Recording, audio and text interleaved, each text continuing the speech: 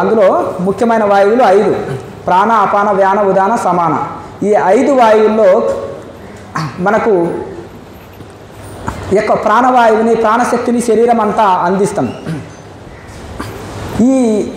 ఈ దశవిధ వాయువులు అంటే ఈ ప్రాణాయామం వలన 10 వాయువులు కంట్రోల్లో వస్తాయి.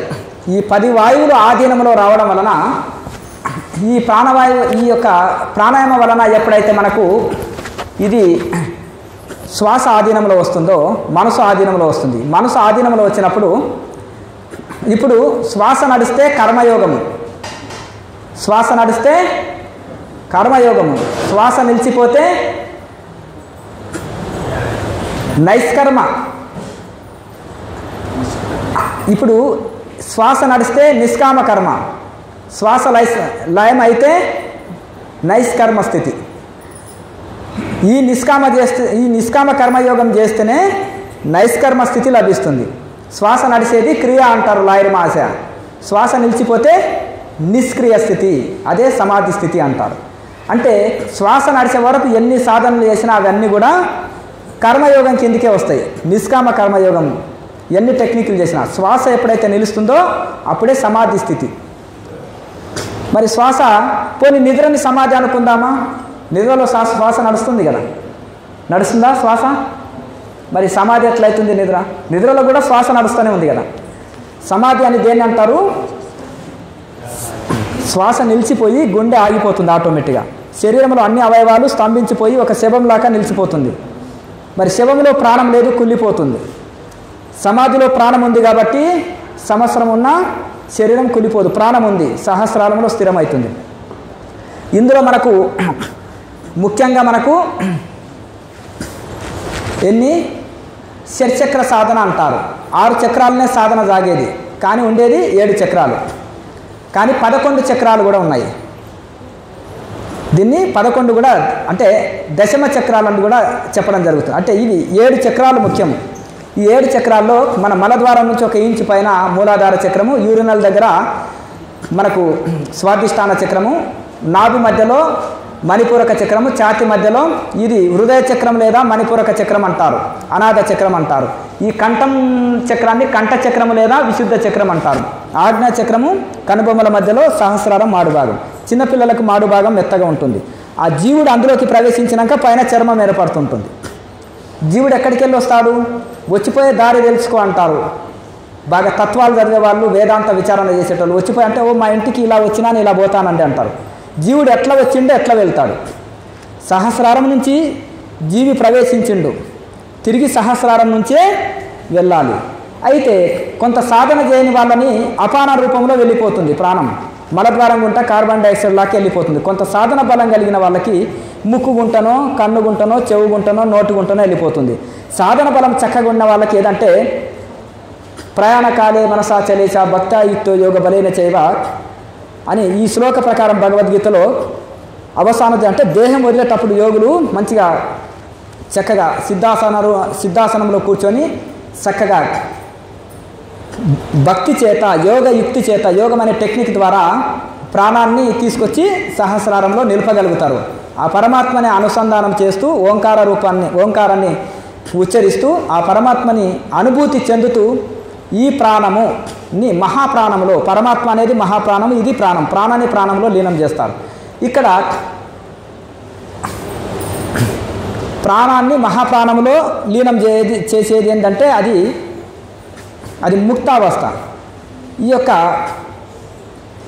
ఈ శ్వాసని పరమాత్మలో లయం చేసేది, ఈ యొక్క ప్రాణశక్తిని సహస్రారంలో లీనం చేసేది సమాధి స్థితి. ఈ ప్రాణాన్ని మహాప్రాణంలో లీనం చేసేది మహాసమాధి అంటారు. అది మోక్ష స్థితి. కనుక ఇక్కడ ఈ చక్రాలని మనకి ఎగ్జాంపుల్ మూలాధార చక్రము శుద్ధి లేదనుకోండి, అది మూలాధార చక్రము శుద్ధి లేకపోతే నష్టం ఏంటి? మూల ఆధారము, అన్నిటికీ మూలం ఏంటిది? మూలం భూమి. సకల జీవులకు, సకల పంటలకు, సకల జీవరాశులకు కూడా భూమి లేనిది మనము ఎక్కడ ఉండలేము. ఒక వస్తువు పైకేసినా మళ్ళీ నేల మీదకే వచ్చేస్తుంది. భూమి ఆధారం అన్నిటికీ. కనుక రూట్ చక్ర అది ఆ మూలాధారం అనేది భూతత్వం. ఆ భూమిలో ఔషధాలు ఉంటాయి, అవి శక్తిని, మనిషికి జీవనం కొనసాగించడానికి మనకు ఆహారము, బలము, పుష్టి ఇవన్నీ ఇస్తాయి. ఈ మూలాధార చక్రము ఎప్పుడైతే శుద్ధి అవుతుందో మనిషికి ఎముకలు దృఢంగా ఉంటాయి, ఆరోగ్యం ఉంటుంది, సంపూర్ణ ఆరోగ్యము, చక్కటి ఆరోగ్య స్థితి, మనశ్శాంతి ఉంటుంది. అయితే ఎప్పుడైతే మనకు మూలాధార చక్రము శుద్ధి కాలేదనుకోండి, అప్పుడు మనకు ఏమవుతుందంటే ఎముకలు బలహీనంగా ఉంటాయి, శరీరము ఆధీనంలో ఉండదు, శరీరం రోగాల పుట్ట అవుతుంది. శరీరము మీద ప్రభావము సరిగా లేదనుకో, ఆ ప్రభావం మనసు మీద పడుతుంది, అన్నిటి మీద పడుతుంది. కనుక రెండవది మనకు స్వాధిష్టాన చక్రం. అయితే స్వాధిష్టాన చక్రం ఎప్పుడైతే శుద్ధి జరిగిందనుకో ఇంద్రియ జయం జరుగుతుంది, కామజయం జరుగుతుంది. అంటే కోరికలు కంట్రోల్లో ఉంటాయి. అది ఏ రకమైన కోరికలైనా ఉండని, శబ్ద, స్పర్శ, రూప, రసగంధ ఇవి 5 రకాలే. అంటే కంటితో చూసేది, నోటితో తినేది, ముక్కుతో వాసన చూసేది, చెవితో వినేది, రకరకాల ఏదైతే శబ్ద, స్పర్శ అన్నీ ఇవన్నీ కూడా మనకు ఆధీనంలోకి వచ్చేస్తాయి. కామజయం జరుగుతుంది, ఇంద్రియాలపైన ఆధిపత్యం లభిస్తుంది, తద్వారా మనం సుఖమే. ఇప్పుడు ఒక మనిషి 10 మందికి సేవ చేశాడనుకో దుఃఖాన్ని అనుభవిస్తాడు కదా. ఒక్కొక్కరు ఉదయం టిఫిన్ అనుకో 10 రకాల మంది 10 వెరైటీలు అడుగుతారు. ఒక్కరు చేయాలంటే 10 వెరైటీలు ఎంత కష్టం చెప్పండి.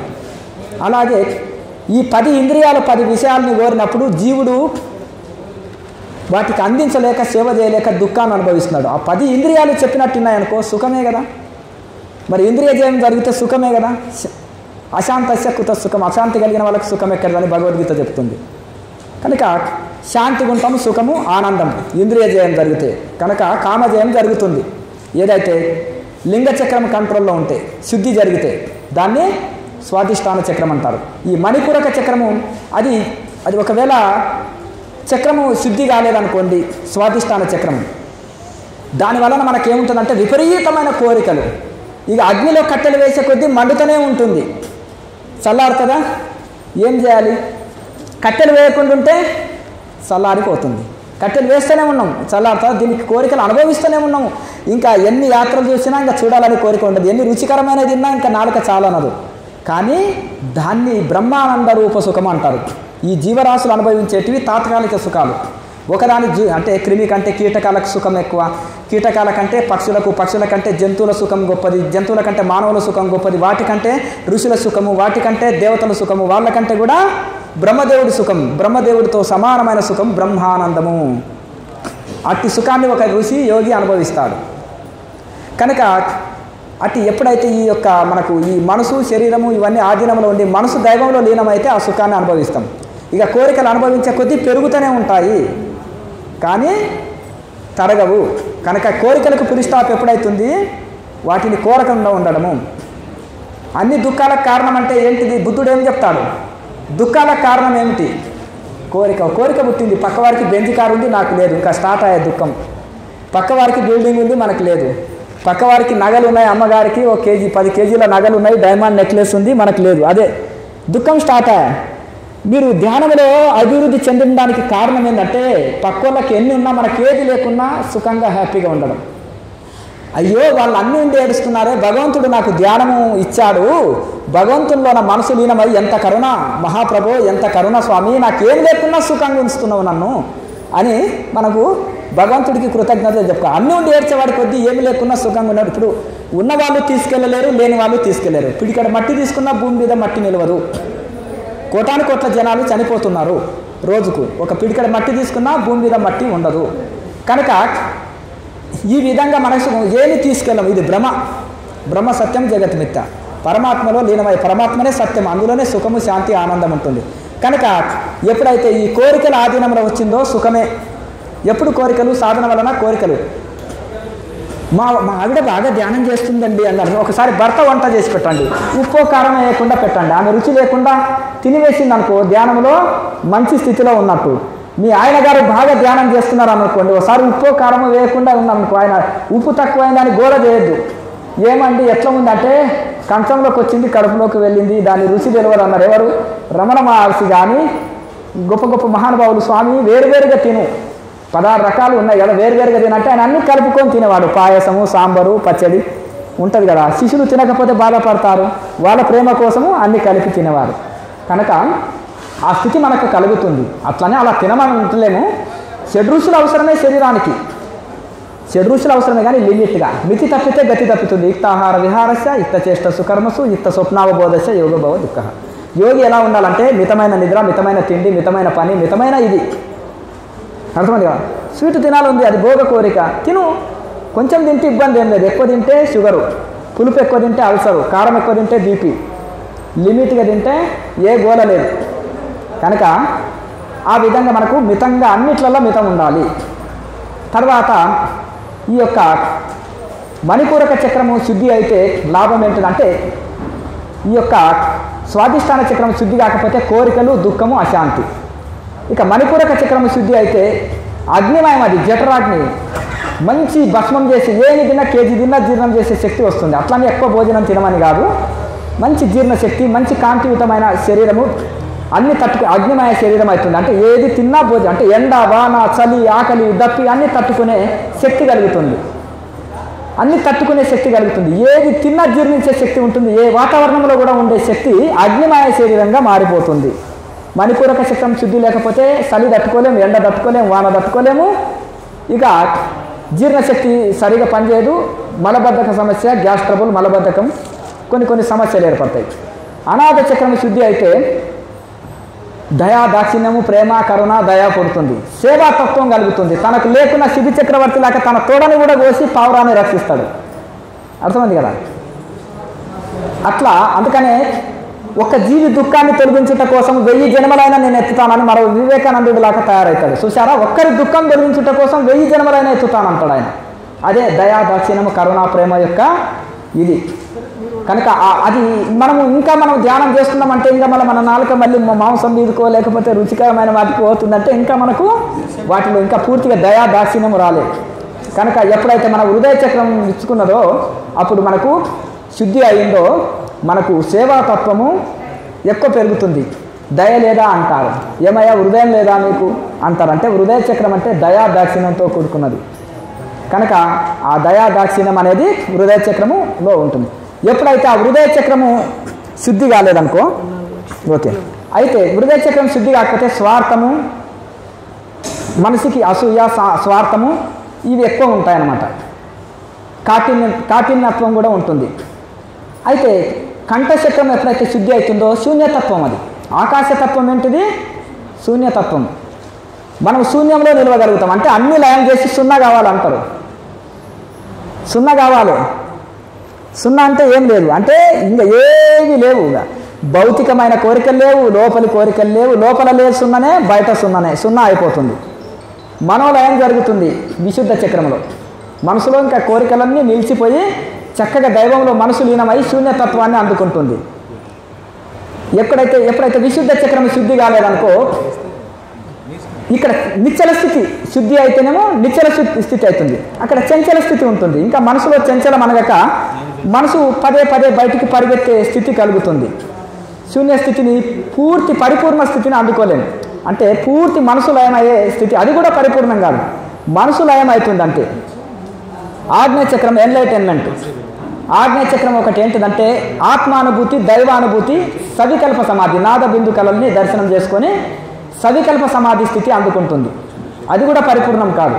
కానీ అక్కడ మనం దైవానుభూతి, ఆత్మానుభూతి పొందేది మాత్రం ఆగ్నేయ చక్రం వల్లనే. కనుక ఎప్పుడైతే ఆగ్నేయ చక్రం శుద్ధి కాలేదనుకో దైవానుభూతి, ఆత్మానుభూతి పొందలేము. ఇక ఎప్పుడైతే ప్రాణము సహస్రారంలో స్థిరమైందనుకోండి, అది జీవాత్మ పరమాత్మ లయమైన స్థితి. అక్కడ నిర్వికల్ప సమాధి స్థితి. ఇంకా అక్కడ ఏమీ లేవు, నాదం లేదు, బిందువు లేదు, కళ లేదు, ప్రపంచం లేదు. పరమాత్మ ఇనుపకడ్డి నిప్పులో పెడితే ఇనుపకడ్డి కూడా నిప్పులాగా మారిపోయింది. నది పోయి సముద్రంలో కలిసి సముద్రంగా మారిపోయింది. అక్కడ అఖండంగా ఇప్పుడు సముద్రము ప్రారంభంలోనే అలలు ఉంటాయి. ధ్యాన ప్రారంభంలోనే కాళ్ళు సహకరించవు, శరీరం సహకరించదు, మనసు పరిగెత్తుతూ ఉంటుంది. నడి సముద్రంలోకి వెళ్ళిన తర్వాత నిశ్చలంగా ఉంటుంది, అలలు ఉండవు. ధ్యానంలో కూడా డీప్గా మనసు వెళ్ళిన తర్వాత ఇక నిశ్చల స్థితే ఉంటుంది. గంభీరమైన అలలు లేని సముద్రం వలె ఉంటుందన్నమాట. కనుక ఈ విధంగా మనకు ఆ స్థితిని అందుకుంటాం. కనుక దేనివల్ల ఈ ప్రాణాయామం ఎప్పుడైతే చేసినామో, మహాముద్ర ఇది వేసి ప్రాణాయామం బాగా చేస్తే కుండల్ని యాక్టివేట్ అవుతుంది. ఈ కుండల్ని యాక్టివేట్ అయినప్పుడు ఎందుకంటే శరీరంలో సీమ పాకినట్టుగా మన శరీరంలో ఆ కదలికలు వస్తాయి. ఆ చీమ ప్రాకిన కదలికలు స్పష్టంగా మన మూలాధారంలో కదలికలు వస్తాయి. అవి ఒక్కొక్క చక్రాన్ని శుద్ధి చేసుకుంటూ పోతుంది సాధన పెంచుకునే కొద్ది కూడా. కనుక ఇలా మనం ఈ ప్రాసెస్ ఏదైతే ఉందో మీకు 1 అవరే చేయించినాం. కానీ దీన్ని గంటల తరబడి చేసే 70-80 ఏళ్ళోళ్ళు కూడా గంటల తరబడి చేసే వాళ్ళు ఉన్నారు. దీన్ని మనం అలాగే కంటిన్యూగా చేసుకుంటూ వెళ్ళొచ్చు. అలాగే అయ్యా